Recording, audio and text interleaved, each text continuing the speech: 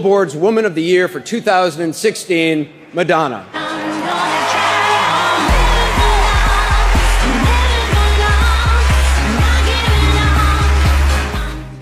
When I first moved to New York, I was a teenager. It was 1979, and New York was a very scary place.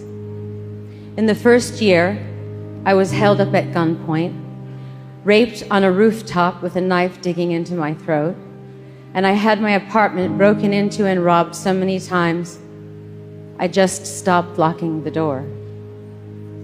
In the years to follow, I lost almost every friend I had to AIDS or drugs or gunshot. As you can imagine, all these unexpected events not only helped me become the daring woman that stands before you, but it also reminded me that I am vulnerable. And in life, there is no real safety except self-belief. What can I say about being a woman in the music business? What can I say about being a woman? When I first started writing songs, I didn't think in a gender-specific way. I didn't think about feminism. I just wanted to be an artist. I was, of course, inspired by Debbie Harry and Chrissie Hynde and Aretha Franklin, but my real muse was David Bowie. He embodied male and female spirit, and that suited me just fine. He made me think there were no rules. But I was wrong. There are no rules if you're a boy. If you're a girl, you have to play the game. What is that game? You are allowed to be pretty and cute and sexy, but don't act too smart. Don't have an opinion. You are allowed to be objectified by men and dress like a slut, but don't own your sluttiness. And do not, I repeat, do not share your own sexual fantasies with the world. Be what men want you to be, but more importantly, be what women feel comfortable with you being around other men. And finally, do not age, because to age is a sin. You will be criticized, you will be vilified, and you will definitely not be played on the radio.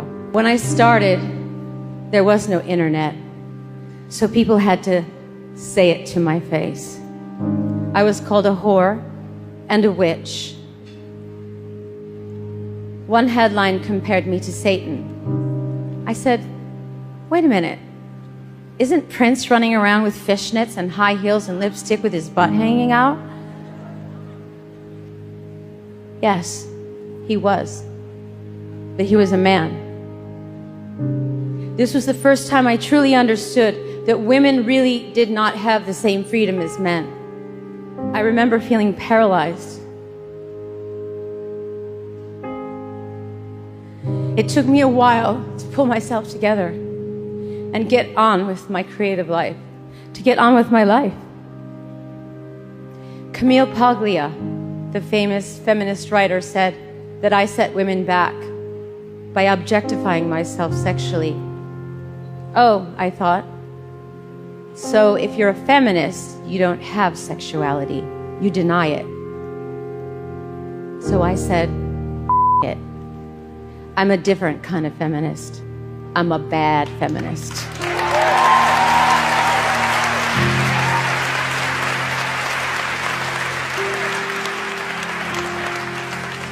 People say that I'm so controversial, but I think the most controversial thing I have ever done is to stick around.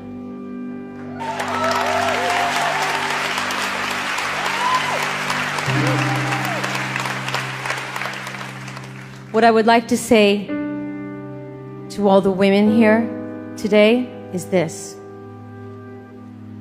Women have been so oppressed for so long, they believe what men have to say about them. And they believe they have to back a man to get the job done. And there are some very good men worth backing, but not because they're men, because they're worthy. As women, we have to start appreciating our own worth and each other's worth. Seek out strong women to befriend, to align yourself with, to learn from, to be inspired by, to collaborate with, to support, to be enlightened by.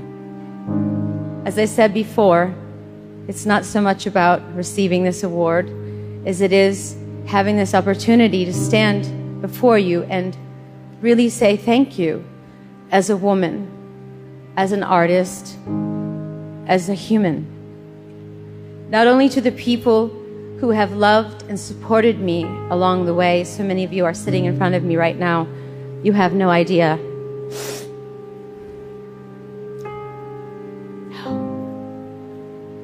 You have no idea how much your support means.